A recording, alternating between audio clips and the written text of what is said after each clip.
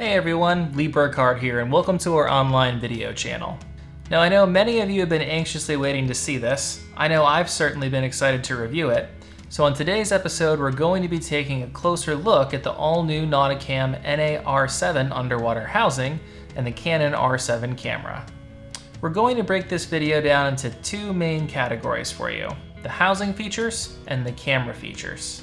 We'll discuss all the features that really stand out, additional gear you should consider adding, and more importantly, what kind of benefits all of this equipment offers for underwater imaging. So let's kick this off by first taking a look at the all-new Nauticam NA-R7 underwater housing. One of the first features you'll notice is the excellent ergonomic design and control placement. Thanks to the ingenious engineering from the folks over at Nauticam, many of the camera controls are rerouted out to the left or right side of the housing, placing essential controls for focus, exposure, and shooting right at your fingertips. Camera installation and assembly really couldn't be any easier on this. In fact, you can assemble the entire system in just a few minutes. Simply depress the red button found on the housing latch and rotate the latch counterclockwise to open the housing door. Move the tray lever into the release position and remove the camera tray from the housing.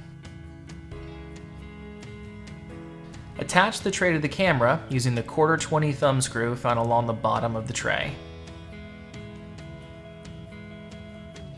Place the assembled camera and tray back into the housing.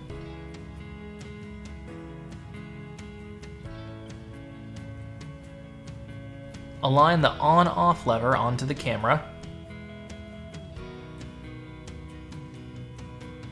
And then close the rear housing door, rotating the housing latch clockwise to secure the door back into place. Attaching ports is also made easy, thanks to Nauticam's patented port locking lever.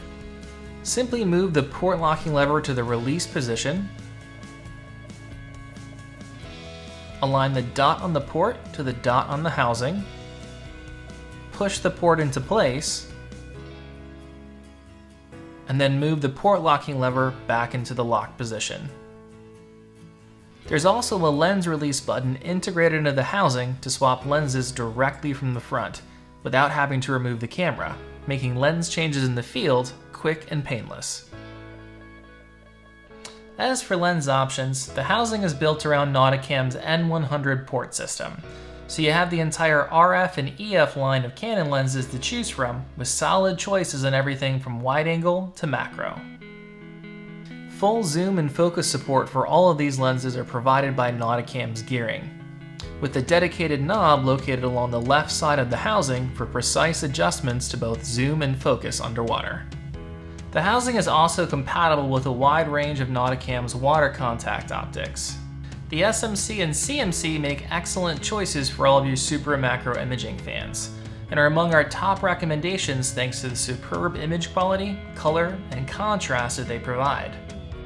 Nauticam's WWL1B and WACPs are also great additions as they provide incredible image quality and sharpness, and when paired with the right lens can provide a very versatile option for capturing both wide, medium, and close-up shots all during the same dive.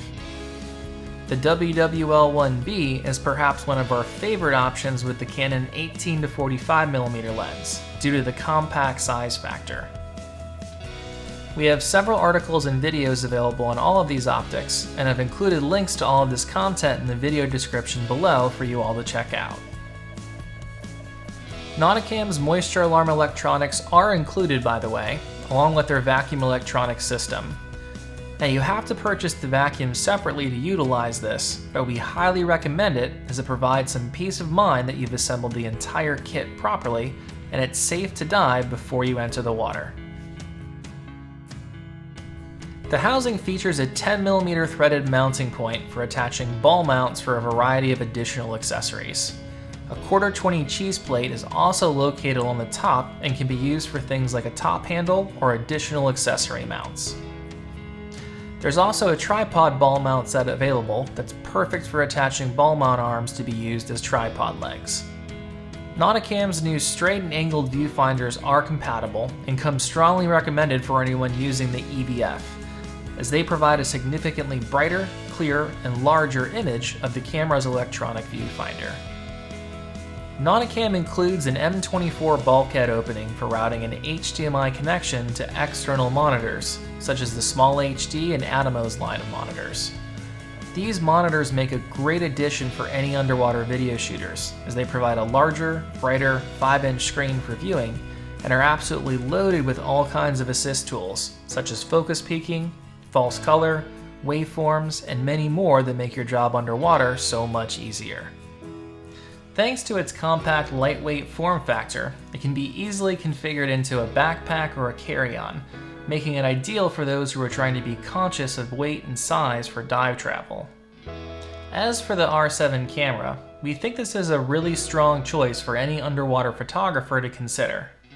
We have big improvements in terms of resolution for both stills and video, excellent and fast autofocus, increased dynamic range, improved battery life, and many more.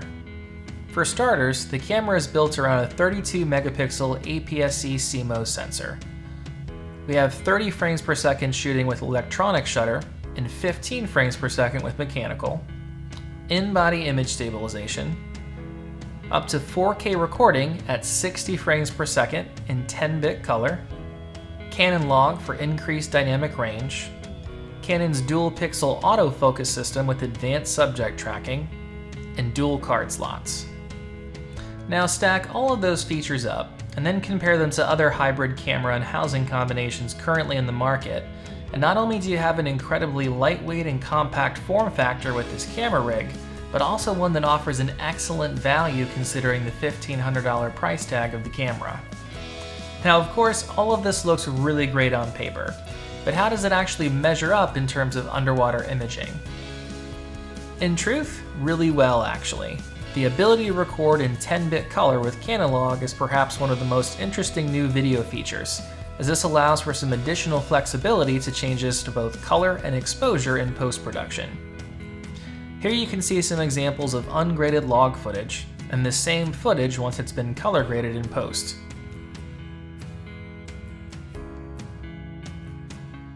With the variable frame rate recording options, you have lots of creative flexibility for capturing slow motion playback of cool behavior shots, and an excellent tool to help with stabilization and camera shake on top of the in-body image stabilization. Steady, smooth handheld footage is easily achievable.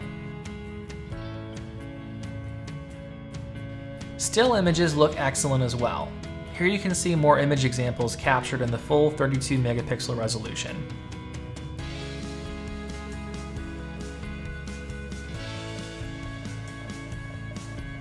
Now, a camera's ability to accurately capture a manual white balance is a crucial feature for many underwater video shooters in order to capture accurate color.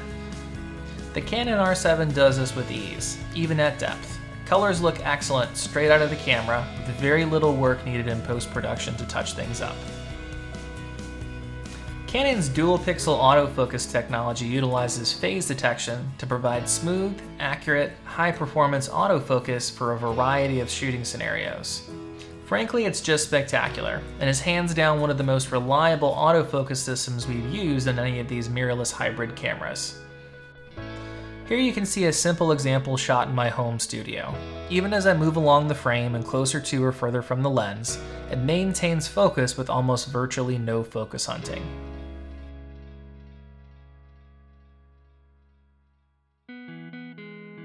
In addition, you can fine-tune many of these autofocus settings through the menu.